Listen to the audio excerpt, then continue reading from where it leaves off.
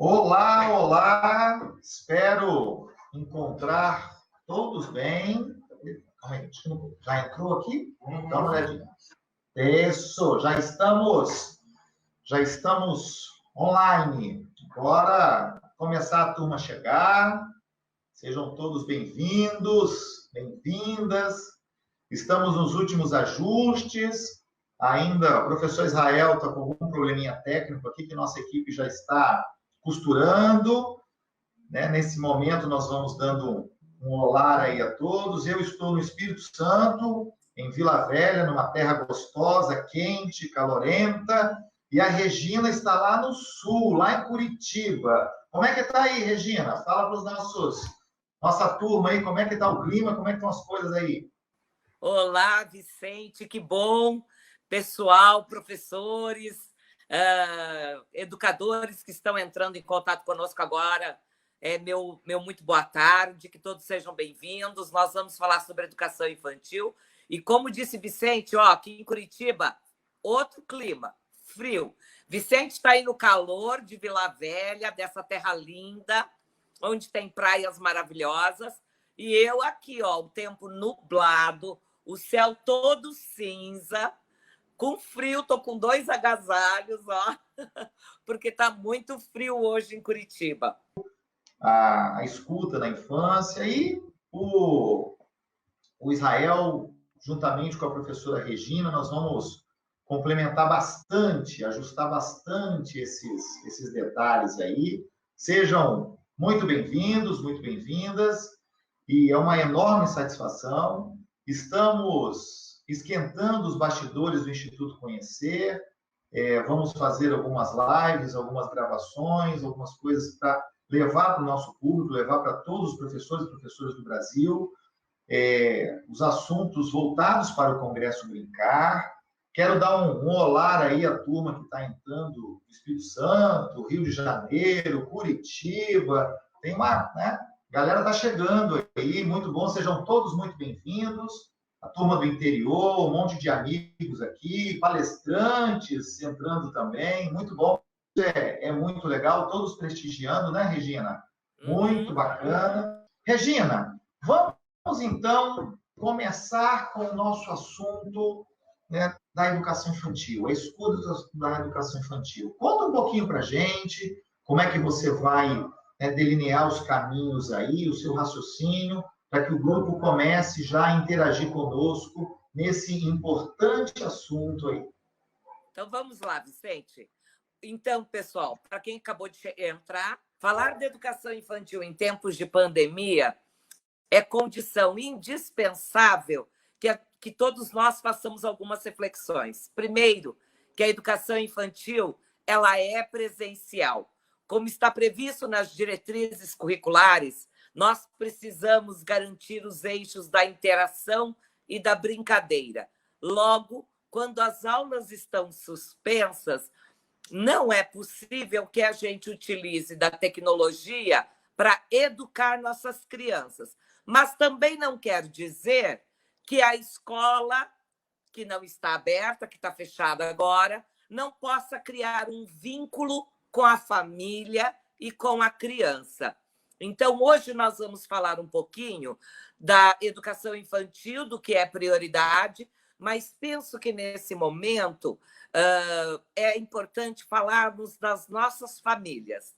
Então, enquanto Israel vai entrando, eu quero começar sobre a família. Por que, nesse momento, nós estamos preocupados com o que fazer com as nossas crianças em casa? E será que os pais estão, né, ajudando, cuidando, interagindo com as crianças? Eu quero começar com vocês fazendo a seguinte reflexão. Sabemos que a educação infantil, que a prioridade é o desenvolvimento das crianças de 0 a 6 anos para a vida humana. Sabemos que é a primeira infância, a prioridade para todos nós, né? Todos os educadores e para todas as políticas públicas relacionadas à educação. Mas, nesse momento, quando a escola não pode receber as crianças, a preocupação que vem à tona é como será que as famílias estão lidando com este momento. Tenho certeza que as famílias vão dar mais valor às escolas. Com certeza vão valorizar mais ainda o nosso trabalho lá no cotidiano das escolas infantis. Mas, educadores, que tal, então, contribuir com a família nesse momento, mandando algumas orientações, um videozinho, não de tarefa para a criança. Não é hora de mandar tarefinhas para pintar, recortar, colar. Não é isso. Eu acredito que seja mais importante falar da importância dos pais interagirem com os filhos, criando vínculos. Como? Primeiro, começando a organizar uma rotina diária. Não é porque a criança está em casa que ela vai ficar totalmente sem rotina. Precisa ter um horário para acordar, para se alimentar, um horário para que ela possa brincar, interagir, porque tem muitos pais que também estão trabalhando em casa, então precisa organizar essa rotina. E a rotina é fundamental para o desenvolvimento da criança. Mas, contudo, há uma grande preocupação que aumente nesse período, por exemplo, maus tratos à infância, ou então que ocorra violência doméstica, ou então que o pai não saiba garantir uma alimentação adequada às crianças. Eu sei que são muitas preocupações, mas vamos lá, com calma. Primeiro, precisamos garantir práticas parentais responsivas. O que seria isso?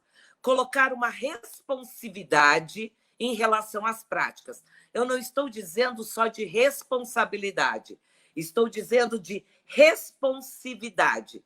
Responsividade parental significa que esse é o momento que a gente sempre quis, que os pais precisam se aproximar dos filhos no limite daquilo que eles podem fazer. Por exemplo, há pais que são semi-analfabetos que talvez, então, não consigam ler uma história para o filho. Então o professor pode encaminhar a leitura e a contação de uma história, que isso já ajudaria. Mas, mais do que isso, é dizer para o pai que, sem sombra de dúvida, passar um tempo brincando com seu filho, amando, cuidando, zelando pelo filho, já é uma prática responsiva. O que nós não podemos fazer é abandonar a criança dentro do universo familiar, que a gente chama isso de abandono parental. O que significa o abandono parental? É quando estamos todos dentro de casa, mas ninguém olha para a criança e as larga o dia inteiro em frente à televisão. Por isso, uma prática responsiva seria até que nós, educadores, pudéssemos sugerir momentos de interação por meio da brincadeira, da contação de história, ajudando a arrumar o quarto, o guarda-roupa, colocando a mesa, envolvendo a criança em toda a rotina doméstica, para que ela se sinta parte integrante da família. Então, nesse momento, quando me perguntam, eu tenho feito muitas lives para falar sobre isso, educação infantil deve ou não fazer aulas online, ou teleaula, ou aulas à distância, né, como queiram denominar. Acredito que não, prezados educadores, porque senão nós estamos indo na contramão do que propõe a própria Constituição Federal, que diz que é responsabilidade do Estado e da família garantir a educação. Nós voltaremos, sim. Não sabemos ainda quando. Talvez demore um pouquinho para a escola voltar a funcionar. Mas, nesse momento, precisamos apoiar o pai em casa nessas práticas parentais.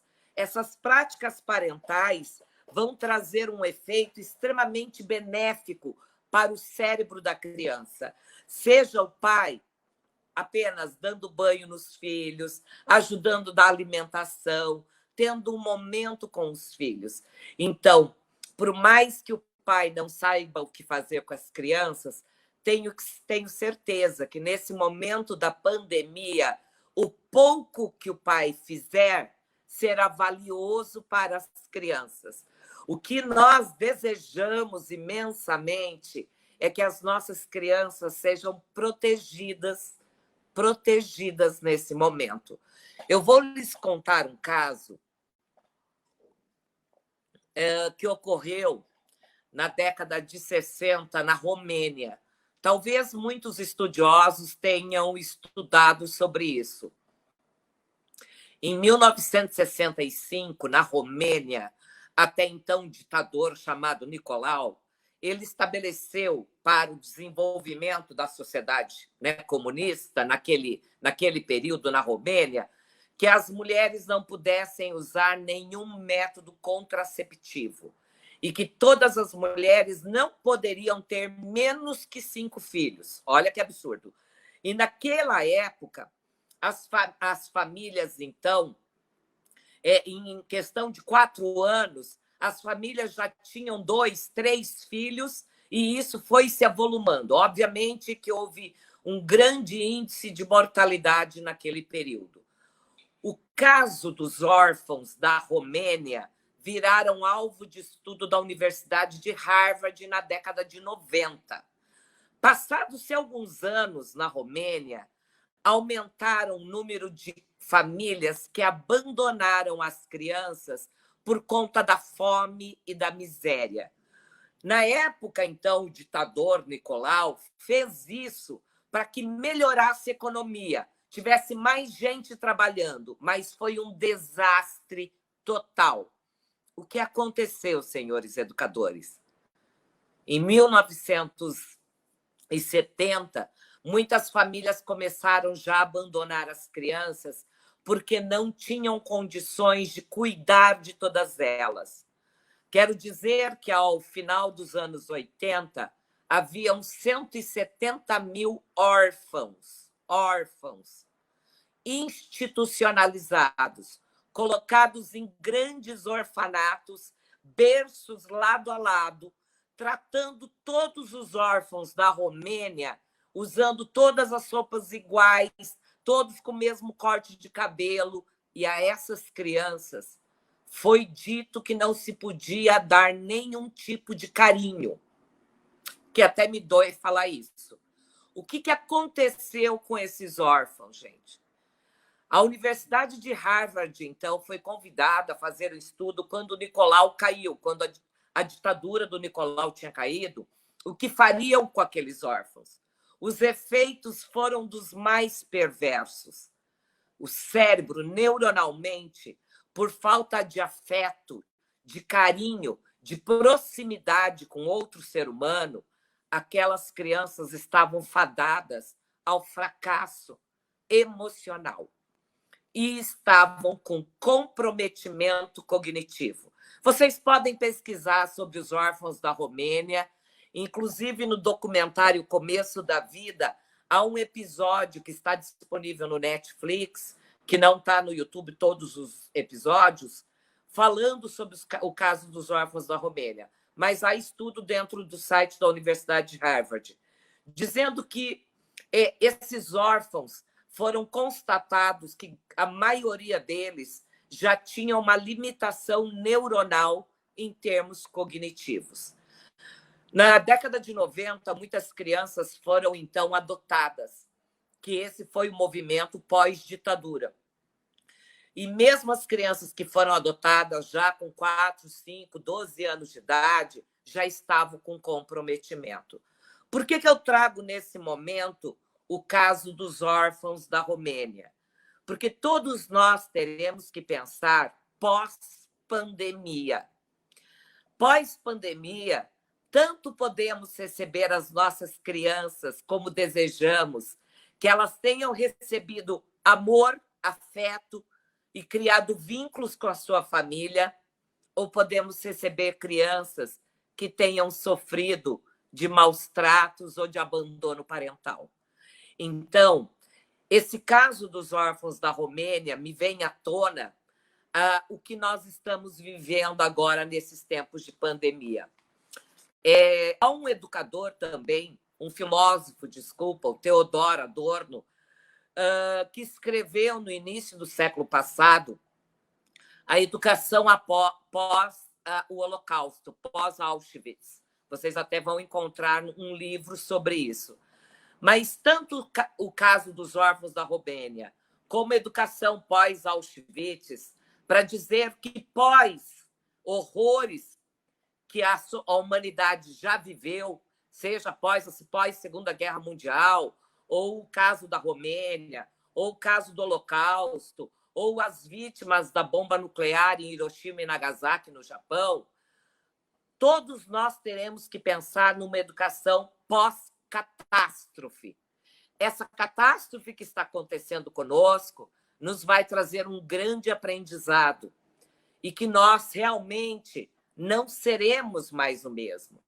A educação infantil vai precisar fazer muito mais o trabalho de acolhimento e o trabalho com as crianças em termos de afetividade que jamais tenhamos visto. Eu estou vendo ali que veio uma pergunta, né? E o que fazemos quando essas crianças sofrem de abandono parental? Eu quero dizer assim, o marco legal da primeira infância, que é a Lei 13.257, de 8 de março de 2016, diz que, mais do que nunca, precisamos da intersetorialidade, que os municípios, né, que têm essa intersetorialidade na proteção da criança, como eu sei que tem municípios como Fortaleza, que eu estive lá em Fortaleza, e a Secretaria de Educação tem um trabalho belíssimo na rede de proteção à infância, organizado com a primeira-dama, inclusive, da cidade, é dizer que todos os municípios vão precisar ativar agora essa política da primeira infância de proteção à criança e garantir que a assistência social, a educação, a saúde, o conselho tutelar acompanhem e monitorem já as crianças que sofrem de maus tratos ou que estão dentro do aspecto da vulnerabilidade social, que são as famílias de baixa renda, né? As famílias que estão passando por situações econômicas difíceis. Para todas essas famílias, nós teremos que ter um olhar. Então, eu vou dizer, pós-pandemia, nós teremos que olhar também para essas crianças que sofrem disso. E, no período da pandemia, uma orientação para a família, para que a gente possa garantir os vínculos afetivos. Gente, eu vou parar aqui um pouco para dar boa tarde para o meu amigo Israel. Oi, Israel, estou com saudade de você. Olá, Regina. Olá a todos que estão nos assistindo. Um prazer falar com você, um prazer estar aqui com o Vicente, com todos os nossos amigos. Que bom revê-la. Ah, bom também. Desculpa, eu fui começando e já estava dialogando sobre as questões familiares com as crianças agora nesse tempo de pandemia. Israel, seja muito bem-vindo. Bom, nós estávamos aflitos aqui que você não conseguia chegar, bom? Mas colocamos, né, a professora para já começar a sua fala, a sua explanação. Na sequência, nós voltamos aí. Não é isso, Regina? Daqui a pouco a gente coloca ele de novo no ar aí. O importante é que você chegou. Importante, seja muito bem-vinda. Podemos deixar os dois e Israel pode começar a falar, né? Né, Israel? Ótimo. Então, eu vou deixar vocês aí para esse começo importante, tá? Então, tá bom. Obrigada, Vicente. Israel, eu comentava com as pessoas aqui que nós fizemos uma pauta para falar da importância da educação infantil, da nossa concepção de infância no século XXI e também a relação entre a família e a escola e o que será que as famílias estão dizendo. Eu aproveitei para trazer um pouco do caso dos órfãos da Romênia para dizer da nossa preocupação que, nesse momento, as famílias possam criar vínculos com as crianças. Que, aliás, O que a educação sempre quis é que todas as famílias pudessem participar mais da vida ativamente da criança e não as abandonassem em casa. Então, é um bom momento para que a família, através da brincadeira, da rotina, né, do afeto, do carinho, criem vínculos com seus filhos. Enquanto nós, educadores, não vamos nos preocupar com aulas online para criança, porque não tem nem cabimento, né, Israel? Sei que você é defensor da mesma ideia que eu comecei aqui hoje. Então, eu vou jogar a bola para você, para que a gente continue nesse nosso debate, tá bom? Excelente essa ponderação que a gente partilha. Eu acho que, mais do que nunca, é importante a gente compreender e aprender a valorizar o que é o profissional da educação, principalmente aqui, no nosso caso, falando da educação infantil. No Brasil, a gente criou uma certa dicotomia, tentando diferenciar o ensino da educação, e a gente tinha a tendência a dizer que a família era o local da educação e na escola era o local do ensino, como se a gente pudesse desassociar esses contextos por completo. Isso é incabível. É claro que cada uma tem uma função diferente, mas sempre foi função da família educar e também ensinar. Assim como nas instituições educacionais, elas também cumprem um papel importante na educação, apesar da sua função original, o seu ensino. E agora, nesse contexto novo, se acentua essa dicotomia, primeiro, porque é algo novo. Eu, ao menos, não me recordo de termos vivenciado algo parecido com o que está acontecendo agora. E, de repente, nós estamos ouvindo uma série de proposições, inclusive absurdas, né? Como se pudéssemos substituir a função do professor, que é algo extremamente importante, que é peculiar, que é sensível, que é corpóreo, por algo online, por exemplo, que é um absurdo, né? Os pais não são pedagogos, né? Os pais são pais. E isso é fundamental a gente ressaltar no dia de hoje, né? Então, não é o momento de nos utilizarmos dessas ferramentas tão importantes para encher as famílias de atividades, com apostilas e assim por diante, principalmente se tratando de educação infantil, né? Eu acho que a aproximação tem que ser feita, primeiro considerando um vácuo enorme histórico que nós temos, porque nós não aprendemos a lidar com as tecnologias a fim de que tenhamos um desempenho autônomo, né? Ao que me percebe, nós temos, de certa forma, usando a tecnologia para distribuir mais conteúdo, para repassar conteúdo, isso não é a proposta, né? Vai virar uma escola conteudista ou então nós vamos para essa pedagogia participativa, né? Que é algo completamente comprometedor.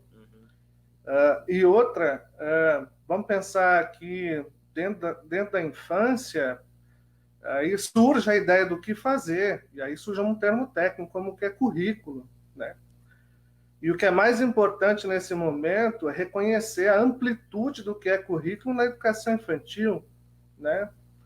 Então, os pais que estão com as crianças em casa devem compreender que desde que a criança acorde, se eu cuido da higiene pessoal dela, se eu cuido para que ela esteja bem alimentada, para que essa rotina seja rica, que eu tenha um ambiente onde eu possa diversificar essa rotina, que eu não permita que essa criança fique o tempo todo exposta à tela, à TV, que eu possa diversificar as minhas práticas e compreenda que a criança aprende o tempo todo nas relações, nas interações, compreendendo a amplitude do que é o currículo para a infância, aí a gente está cumprindo a nossa parte. O que a gente não pode agora é elencar um conjunto de tarefas e de atividades como se fosse este o currículo completamente desmembrado, desconectado da vida, e agora colocar os pais desesperados para cumprirem isso. Seria um equívoco enorme da nossa parte. Então, era sobre isso que eu vinha dizendo, né? E minhas ideias, eu tenho certeza, porque nós dois somos estudiosos da educação infantil e compartilhamos da mesma filosofia, né? Temos leituras muito semelhantes. Israel, você foi muito feliz em dizer que pais e mães não são pedagogos. Aliás, se forem, vão roubar nosso lugar aqui, né, como educadores. O papel deles, nesse momento, é de parentalidade, né? É de educar em casa e que, por mais pouco conhecimento ou nível cultural mais menos favorecido, todo pai quer proteger sua cria nesse momento dessa pandemia e ele vai ter que se ocupar do filho dentro de casa. O que a gente precisa dizer é bem o que você falou e que eu falo sempre nos meus cursos, né? Afastar a criança da tela é fundamental. Eu sei que é inevitável nesse momento que o pai ligue a televisão, mas ligue a televisão ou coloque o filho diante do celular. Mas a gente tem que tentar evitar um pouco, porque esse excesso vai acontecer o que aconteceu com os órfãos da Romênia, que eu dizia, que é esse abandono parental, né? Esse abandono que a gente faz com a criança. A criança precisa de outro adulto interagindo com ela. Na escola, as crianças têm experiências de aprendizagem, mas em casa, as crianças também podem aprender com a experiência de colocar a mesa, lavar uma louça, cuidar de uma planta, né? Pular corda, fazer batucada com a panela. Se não tem brinquedo, aproveite as embalagens vazias, porque a gente está gerando um monte de lixo nesse momento, né? Então, aproveite as embalagens, vai brincar com essas latas, com essas sucatas. Eu acho que é isso que nós, educadores, podemos fazer. A escola está de porta cerrada, mas a educação não parou, não, gente. Né? É dever do Estado, sim, educar, mas é dever da família também. Então, é o que o Israel está dizendo. Israel, vamos agora pensar, então, dentro do que a gente tinha se proposto, eu estava falando da importância da parentalidade e da responsabilidade e da responsividade parental, que é importante. Eu queria dar uma sugestão para os educadores, depois você diz ali. Eu tenho dito aos educadores nas minhas lives, grave um videozinho para o pai e diga, pai, que tal hoje você contar causos e histórias? Se você não sabe ler e nem tem livro de literatura infantil em casa, conte suas histórias de quando você era criança. Relembre as brincadeiras da sua infância, como parlenda, trava-língua, quadrinha popular, histórias, causos, anedotas, e aproveite para trabalhar com o seu filho. Isso vai ajudar na linguagem, né, na corporeidade. Mas não esqueçam que também é importante trabalhar as questões socioemocionais que estão previstas na Base Nacional Comum Curricular e que os pais precisam abrir um momento em casa para falar sobre os sentimentos com a criança. Tudo bem, porque tem horas que a criança vai estar com raiva que a escola está fechada. Outro dia, o presidente da Undime Tocantins, o professor Bartolomeu, ele tem um filho pequeno, de 2 anos, e o filho dele diz que chora porque está com saudade da escola. Vamos ter que dialogar com a criança em casa, né? Esse momento de raiva, de ócio, de tédio, de tristeza, como também momentos de alegria. E que a família talvez nunca deu bola. Porque quando a criança fala para o pai, tô triste, o pai fala, deixa para lá. Não, filho, eu também tô triste com essa situação. O que você acha sobre isso, Israel? Tu sabe que eu vejo um grande desafio, que nós vamos ter que nos encontrar com a nossa infância. Nós vamos ter que fazer um resgate sensível porque a gente tem a impressão, talvez pelo pensamento moderno, de que a infância é algo produzido como um conceito, né? E, na verdade, a infância ela se espalha pela vida toda, por aquilo que nós somos.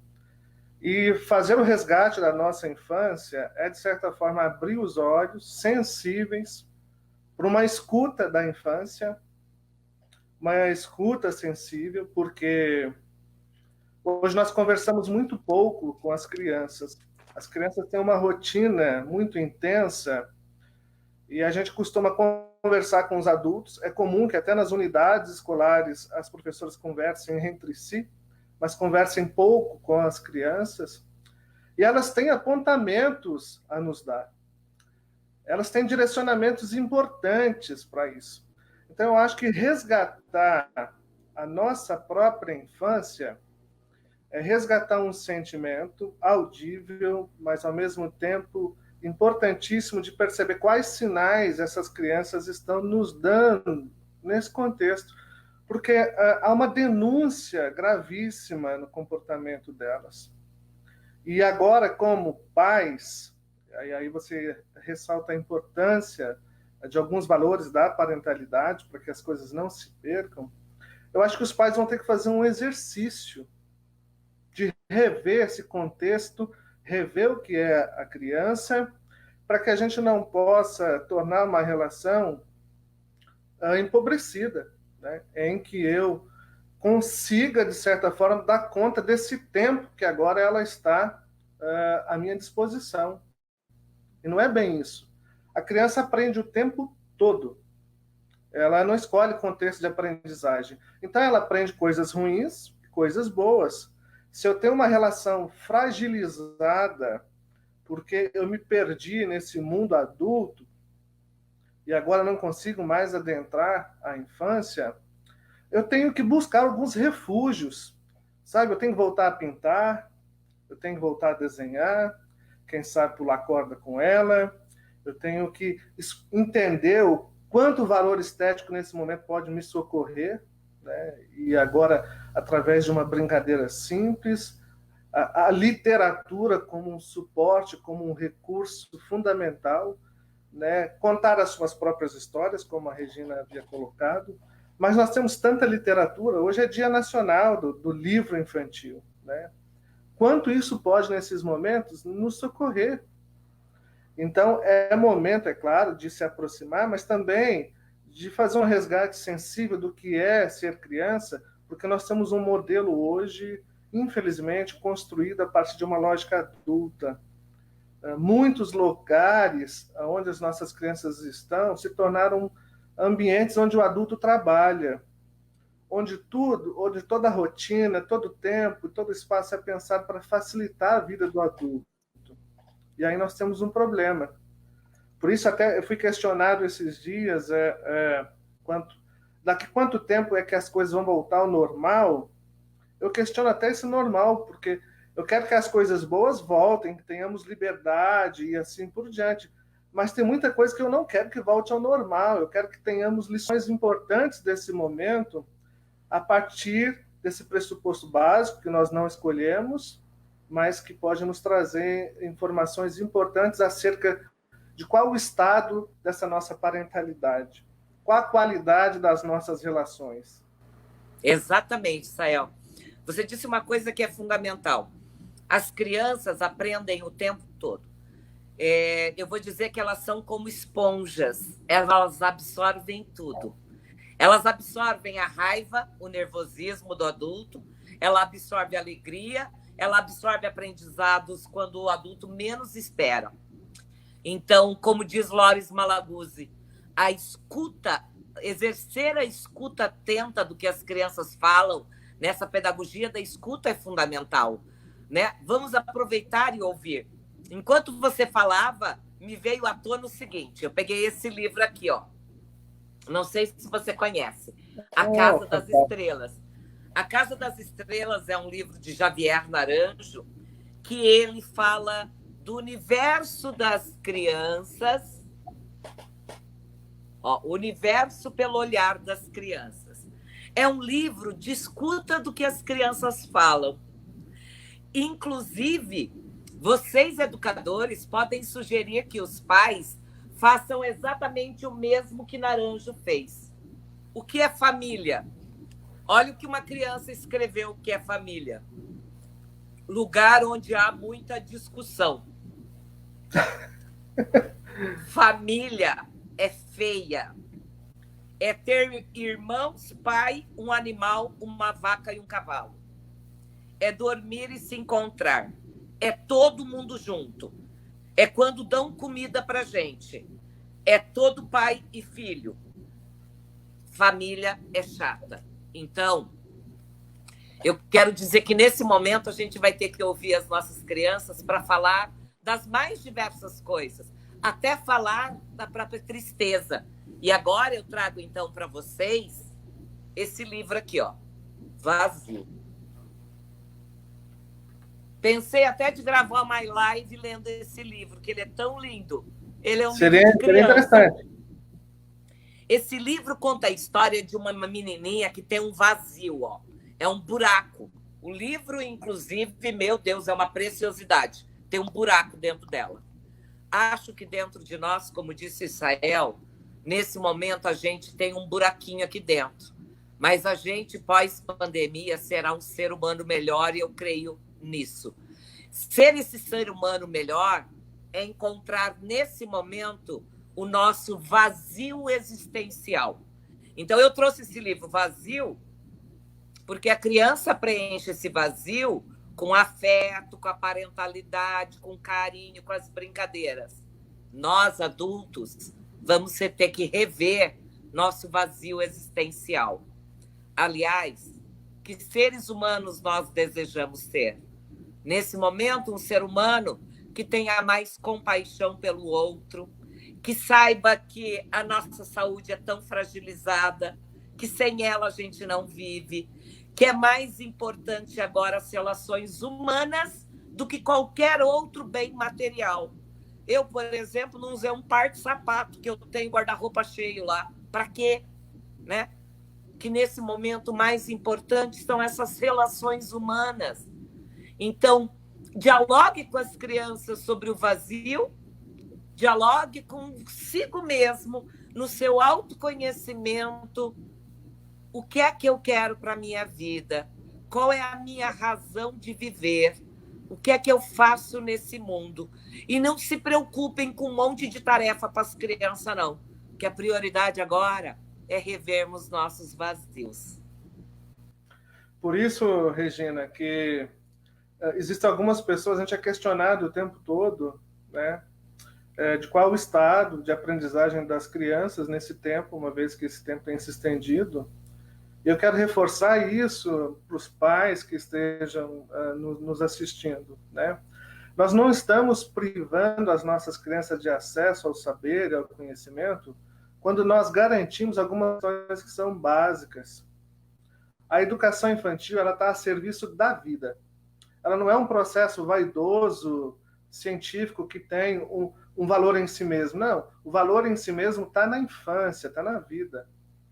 Então, se eu tenho o cuidado, porque o ambiente propício ao desenvolvimento da criança é um ambiente afetuoso e amoroso. E isso implica naturalmente em cuidado. Então, como é que eu não privo a minha criança de acesso ao conhecimento? Gente, a criança ela é, por natureza, investigativa. Eu só preciso proporcionar a ela um ambiente um pouco mais rico para que ela possa explorar. Então, desde que ela acorda até a hora de dormir, se eu consigo garantir qualidade nessas relações, eu estou cumprindo de forma, com excelência, tudo aquilo que seria um currículo da educação infantil. Porque faz parte do currículo da educação infantil se relacionar, comer, brincar, fazer higiene, explorar os atributos estéticos, descobrir, brincar, sabe? Brincar com material não estruturado, né? Para despertar a imaginação, para não ficar pobre, para não empobrecer a linguagem diante da televisão o tempo todo, que isso é algo que tem causado espanto para a gente. e, ao mesmo tempo, entender que, para não ficar preocupado, exigindo atividades, que alguém envie isso, aprender na infância não é botar uma criança sentada ali na cadeira, com uma mesinha, com atividades dirigidas, não é isso. Por isso, muito menos a via online vai suprir essa necessidade. A via online, ela desconsidera as particularidades, as singularidades, o ritmo de cada criança, porque o que é feito no computador é igual para todo mundo. E na educação infantil, ou em qualquer nível da educação, aquilo que é singular, que é próprio do olhar, da relação única, é fundamental no desenvolvimento da aprendizagem. E hoje é tempo dos pais gastarem tempo com as crianças, na medida do que podem fazer isso, para garantir que esse currículo, que às vezes estava tão distante deles enquanto as crianças estavam nas unidades infantis, façam parte agora do cotidiano. Então, como é que eu sento com essa criança? Quanto tempo eu gasto com ela? Qual a qualidade da minha refeição com ela? Faz toda a diferença, isso é currículo.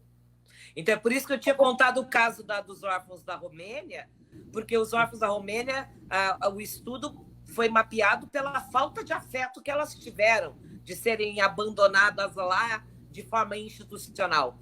Que por isso, gente, só do pai estar com a criança em casa já é um ganho, gente, né? E assim, existe uma pressão legalista muito forte, tá? Gente, vamos pensar o seguinte, nós temos pela lei 200 dias e 800 horas, isso num período comum. Isso foi estipulado para garantir, de forma social, que essas crianças tenham direito a acesso à aprendizagem, porque nós temos um país muito desigual. Então, essas metas são estipuladas no intuito de garantir um conjunto de coisas para essas crianças. Agora, nós estamos vivendo num contexto onde as coisas não estão normais, né? Isso nunca aconteceu dentro da história. E a LDB, de certa forma, vem trabalhando já há algum tempo na contramão desse conteudismo, sabe, dessa relação de aprendizagem empobrecida. Então, é momento, quem sabe, da gente aprender uma lição para nunca mais se perder. Eu falo isso do ponto de vista pedagógico. Eu não vejo nada de pedagógico tentar, nesse momento, passar os pais na frente da atividade pedagógica e agora direcionar um conjunto de atividades, por exemplo, que, de certa forma, só vão estressar os pais.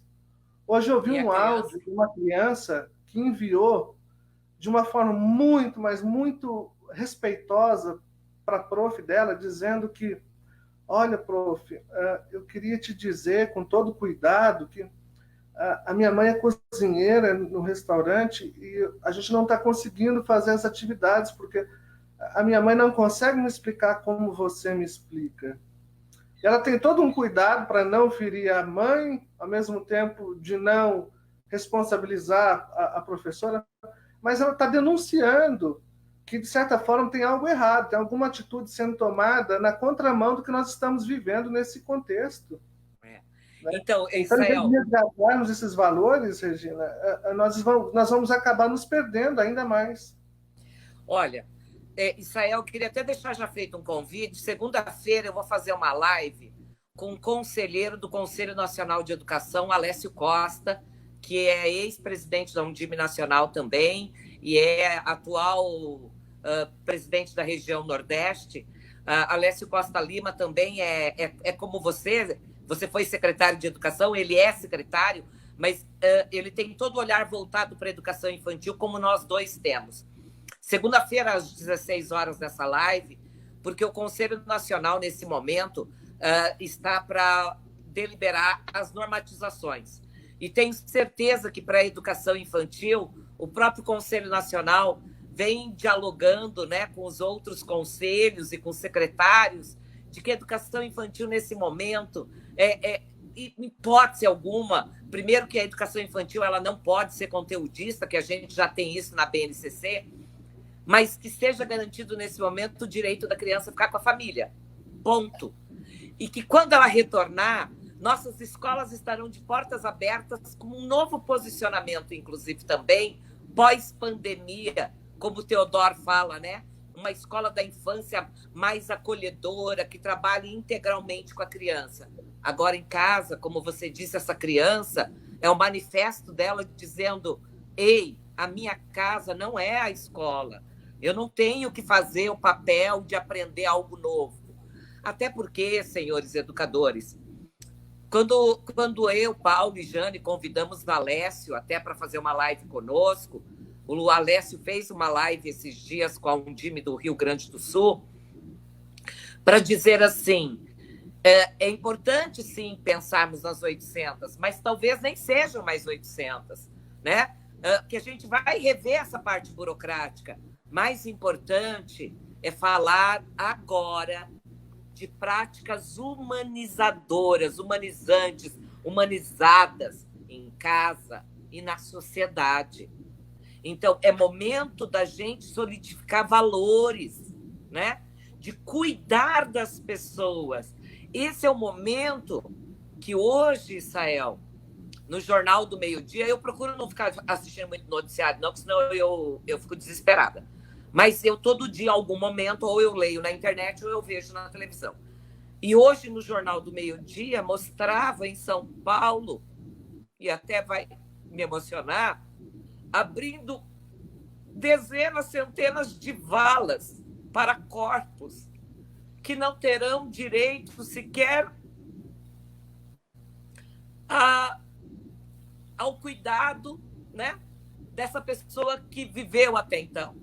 Então, esse é o momento de eu falar, tudo bem, a gente até pode falar da morte é lembrar da vida, porque eu estou viva, mas, assim, cuidar dessas relações humanas, que elas são muito mais essenciais do que qualquer burocracia que a gente tenha legalmente estabelecida, né? Por isso, Israel falou brilhantemente, quando a gente voltar disso, não vai voltar nada ao normal, não, porque nós teremos melhorado.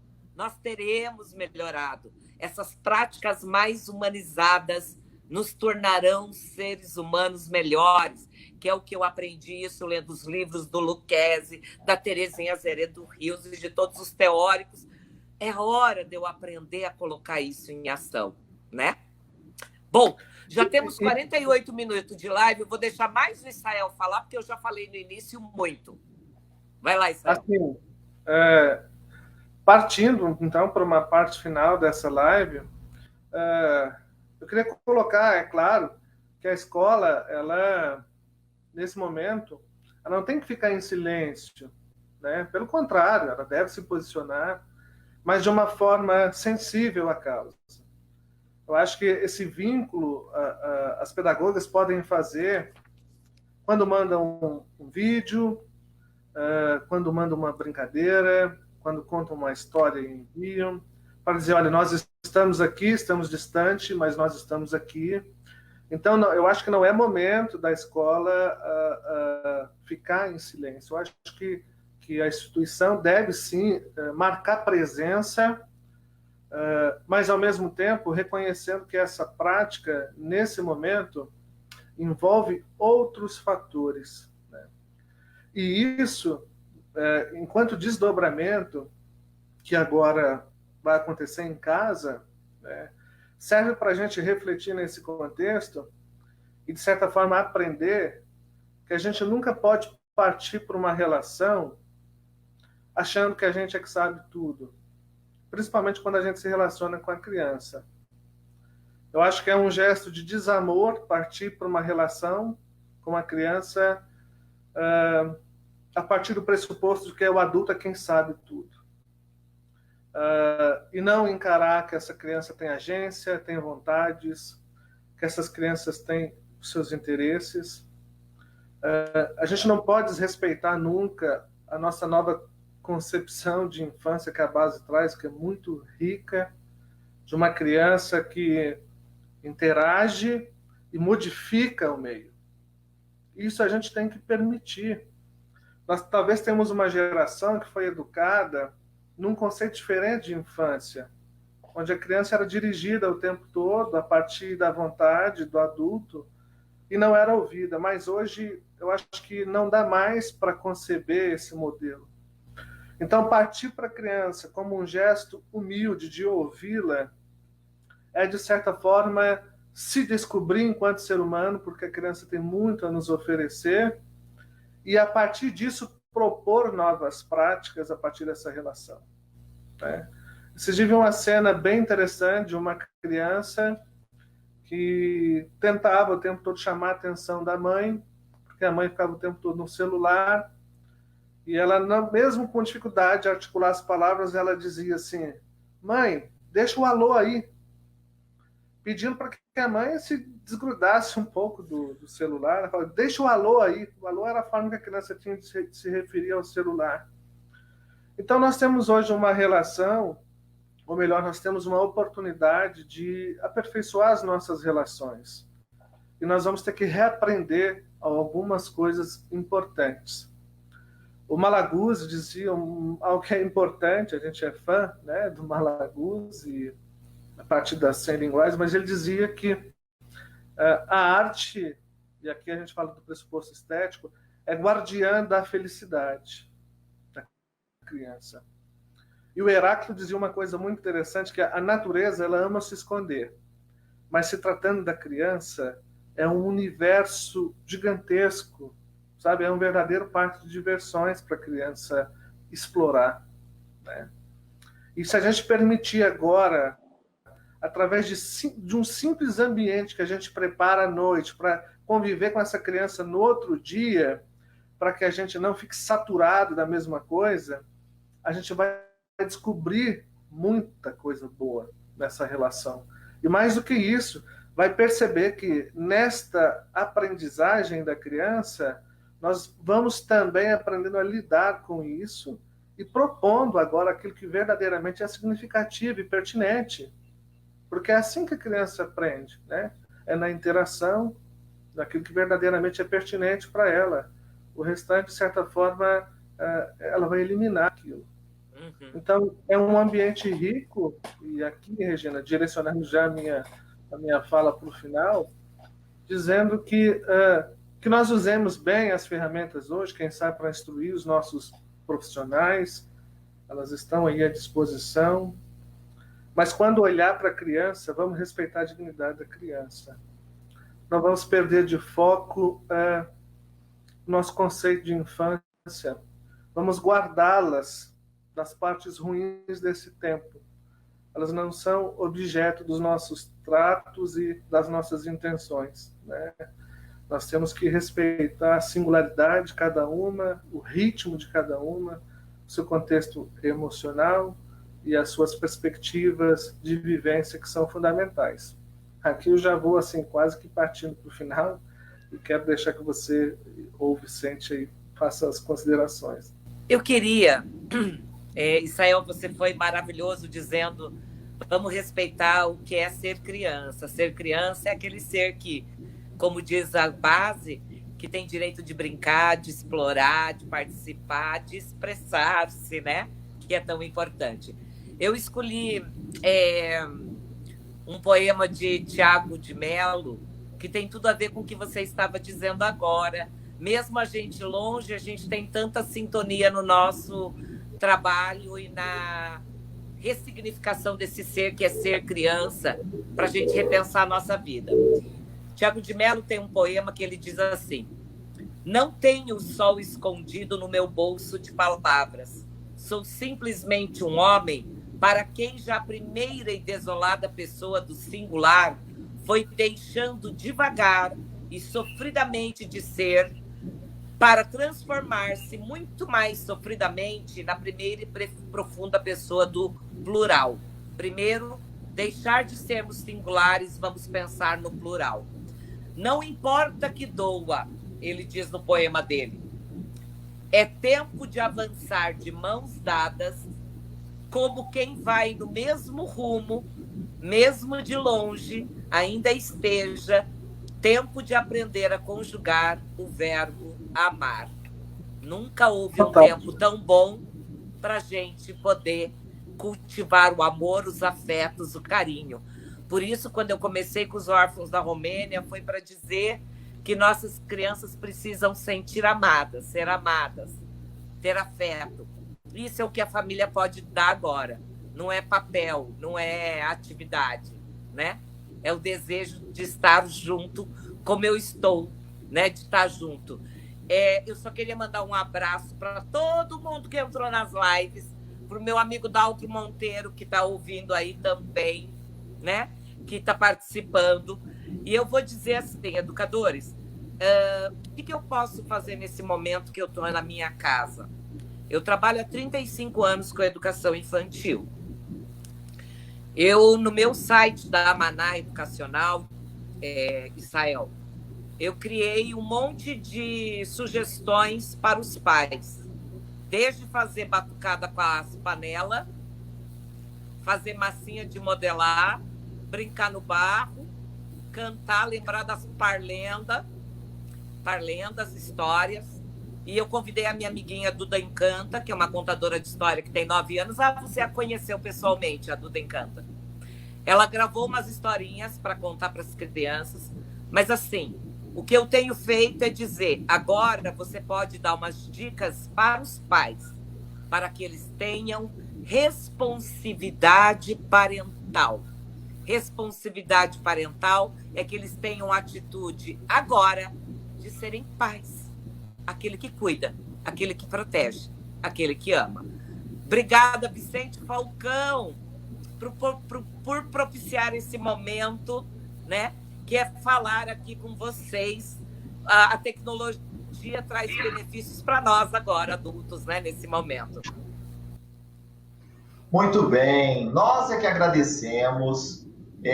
Eu quero deixar registrado que nós temos participantes aí de praticamente todos os estados do Brasil. Fui relacionando aqui, poxa, deu quase todos, né? É muito bacana. Quero agradecer a cada um de vocês.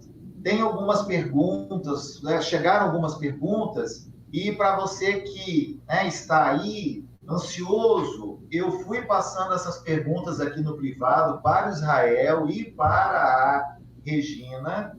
Então, em suas falas, eles foram exatamente, né, passando algumas coisas importantes para vocês. Eu gostaria, Regina e Israel, nesse momento, assim, só de pedir para vocês uma contribuição, porque esse momento existe uma ansiedade muito grande. Os professores querem voltar, as escolas querem voltar, os pais, né, de uma certa forma, querem mais rapidamente possível que seus filhos voltem, né? Nunca, na verdade, há muito tempo eu não vejo tanta valorização do professor, né? Como que o professor ficou importante nesse momento de pandemia, né? Foi um negócio danado. Eu, né, conversando com muita gente, caramba, eu não sabia que o professor era uma figura tão, né, como é que eles conseguem? Eu não consigo aguentar dar aula para o meu filho, para meu filho, que é meu. Imagina um professor que tem 20, 30, 40 na sala de aula. Então, isso é um momento importante aí, essa valorização, que bom. Eu queria fazer um pedido para vocês. Existem muitos pais, muitos professores, na verdade, que podem deixar contribuições para esses pais, os pais dos seus filhos aí, seja no interior, seja na cidade, enfim. O que pedir para os pais nesse momento? Qual a dica que vocês deixariam para os professores? Professor, se você tiver que pedir alguma coisa ao pai agora, para poder trabalhar com seu filho, para ensinar, enfim, vocês relataram aí a importância de ser pai nesse momento, a importância de resgatar valores, resgatar história, resgatar brincadeiras, mas o que vocês deixam também para esses professores? Quais as dicas para que os nossos professores deixem para os pais neste momento de reclusão, nesse momento que está todo mundo dentro de casa? Fica aí a fala do Israel e depois as considerações finais da Regina. Primeiramente, eu acho que de tudo que nós falamos aqui, tem um pouco desse contexto. Eu quero dizer que eu quero me distanciar muito de qualquer receita que esteja pronta, até porque serão todas muito simplistas diante do contexto. Quero dizer para os professores que tomem muito cuidado com as certezas. Tem gente aí falando cada coisa, que tem certeza de tudo, sendo que nós estamos vivendo um momento único na história. De certeza. E isso, né? E que a gente vai ter que reaprender. Mas que o fundamental nesse contexto é o olhar humanizado da questão. Pensar cada prática de forma humanizada. Pensar o contexto em que ela vai acontecer e a forma com que vai acontecer. Então, o que a gente pode é, quem sabe, se comprometer aqui, pensar com a Regina, a gente está produzindo, quem sabe, como fruto dessa live, né, alguns direcionamentos, alguns apontamentos, e a gente pode, quem sabe, depois estar disponibilizando isso. Primeiro, ressaltando que o nosso olhar aqui é pedagógico, né? Mas, assim, o que eu quero dizer para os professores é que tenham muito cuidado com a pressão que existe hoje. Existe uma falta exigência, ou melhor, uma falsa exigência por parte de alguns pais, inclusive por parte de alguns dirigentes, gestores, que, de certa forma, estão preocupados em dar uma resposta, e, é claro, isso é coerente, dar uma resposta à sociedade, mas essa resposta não pode ser um problema. Essa resposta não pode comprometer o processo, não pode comprometer o desenvolvimento dessas crianças de forma integral. Então, a minha resposta vai ser via estética. Eu vou ler também aqui, em 5 segundos, um textinho que eu escrevi, um poema que eu escrevi. Espero que ele sirva de resposta de alento estético. E, a partir disso, os desdobramentos, os nossos profissionais com certeza saberão como fazê-lo. E diz assim: para educar, olhe para a criança. Acolha seus interesses. Descubra suas descobertas.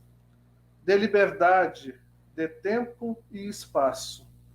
O desejo de aprender vem de dentro e não de fora. Basta despertá-lo. Mesmo em sua imperfeição, todo momento é tempo de aprender. É só virar o nosso ponto de vista de cabeça para baixo, que aí a gente vai se aproximar delas. Eu acho que eu quero encerrar com isso, porque eu acho que é uma forma mais digna de abordar o tema. E vou deixar aí a bomba para a Regina. Capaz. Ai, lindo que você escreveu, Israel. Eu quero dizer, quando Vicente nos faz a proposição, né, que as pessoas perguntam, eu vou na mesma linha que o Israel, nós não temos nenhuma receita, porque estamos vivendo um momento de incerteza. O que eu posso dizer para vocês, e que eu tenho falado nas minhas lives, é que nós estamos vivendo um momento de uma gangorra emocional. O brinquedo gangorra, ele já depende do outro para que eu possa pular de uma fase para outra, para que eu possa subir e descer. A gangorra emocional quer dizer que, nesse momento, mesmo que o pai sem paciência, ou nós educadores, ou mesmo que venham cobranças, exigências, pare e pense. Que ora estaremos alegres, horas estaremos tristes. A criança da mesma forma. Perfeito. Por isso, teremos de lidar com essa gangorra emocional. Por isso eu falei para a gente olhar para o nosso vazio da nossa alma. Esse vazio que a gente vai ter que preencher com essas práticas humanizadas, né, que nós falamos tanto. Então, se eu pudesse hoje fazer uma dica de sugestão, nada a ver com receita, não abandonem afetivamente ninguém. Ninguém. Eu não abandono nenhuma criança com fome, que eu sei que os municípios estão cuidando disso. Mas eu não abandono afetivamente, seja a distância ou não, de ninguém agora. Porque a gente precisa criar uma proteção para todos nós contra esse vírus do mal, né? Precisamos, então, garantir essa boniteza humana, que é o que Paulo Freire nos falava, e Gadotti diz, a boniteza do ser humano. Vicente, eu estou vendo que algumas pessoas estão pedindo aqui o poema. Eles podem entrar no meu Instagram, @IsraelBoniek. O poema está disponível no Instagram. Ótimo. Eu ia, inclusive, pedir isso para a Regina também. Regina leu alguns momentos importantes aí, alguns textos, poemas, enfim, né? Se a gente pode depois divulgar para eles. Regina, onde que o pessoal acha você? No meu Insta, @Regina Chudo, ou no meu site, amanaeducacional.com.br. Muito bem. Israel, aonde acham você, Israel? Conta para nós. Nós temos a fanpage, né, que é Israel Boniek. Temos um site, www.israelboniek.com.br, e no Instagram, @IsraelBoniek. Muito bem. Olha, muitas pessoas estão perguntando assim, meu Deus, eu queria que meus pais ouvissem essa live, esse momento, esse bate-papo. Olha, eu quero deixar registrado que nós vamos pegar esse vídeo aqui, nós vamos editar, dar uma arrumadinha nele, e a partir de segunda-feira nós vamos publicar, deixar ele já disponível no YouTube, ok? Quero pedir autorização à Regina e autorização a Israel, tá bom? Essas são as contribuições do Instituto Conhecer, essas são, né, as contribuições do Congresso Brincar para esse momento. Já quero deixar aqui o convite para que vocês possam retornar, tá bom, Regina? Tá bom, Israel? Trazer outros nomes, outro bate-papo, né? Nós precisamos muito alimentar essa nossa rede de professores com informações importantes, maravilhosas, como foi essa live de vocês. Meu muito obrigado. Obrigado pelo convite. Quero deixar registrado também que o Congresso Brincar, breve estará retornando. A Regina e o Israel estarão conosco no Congresso Brincar do Espírito Santo, no final de agosto. Espero que tudo dê certo, que a gente possa estar de volta, né, Regina? Convidar aí para vocês virem comer uma moqueca capixaba, né? Aquela moqueca maravilhosa. Só tem aqui, não tem jeito, né? Amo! Isso! E também teremos o Congresso Brincar esse ano no Rio de Janeiro, que estamos aguardando os ajustes, mas provavelmente, se tudo der certo, será em agosto. E o Congresso Brincar em Minas Gerais, que também vai ser mais no finalzinho do ano. Estamos ajustando os últimos detalhes aí, provavelmente em novembro, que é a nossa programação. Quero deixar meu abraço, meus agradecimentos, os agradecimentos de todos os professores do Congresso Brincar, os professores do Brasil que estiveram presentes, aqueles que quiserem nos acompanhar. Nós vamos estar com muitas novidades no Instagram do Congresso Brincar, tá bom? Congresso Brincar, no Facebook, também no YouTube. Aqueles que quiserem acompanhar o meu trabalho também podem procurar o Vicente Falcão no Instagram, no Facebook, que estaremos, né, à disposição, que essa live vai estar disponível lá no meu, como no canal de todos os palestrantes aqui. Eu estarei disponibilizando ela na semana que vem, tá, Regina, tá, Israel? Para que vocês possam colocar nos canais de vocês também, tá legal? Essa é a nossa contribuição, tá bom? Um grande abraço, um excelente final de semana para quem nos assiste e principalmente para vocês aí, professores. Muito obrigado pelas contribuições. Valeu! Obrigada, Vicente. Obrigado. Tudo de bom. Obrigado, Regina. Beijo. Grande beijo, grande abraço. E obrigado a cada um que esteve presente conosco até agora. Valeu, tá? Super abraço. Encerramos nesse momento e semana que vem tem mais. Semana que vem tem mais novidade. Nos acompanhe. Tudo de bom. Tchau, gente. Valeu.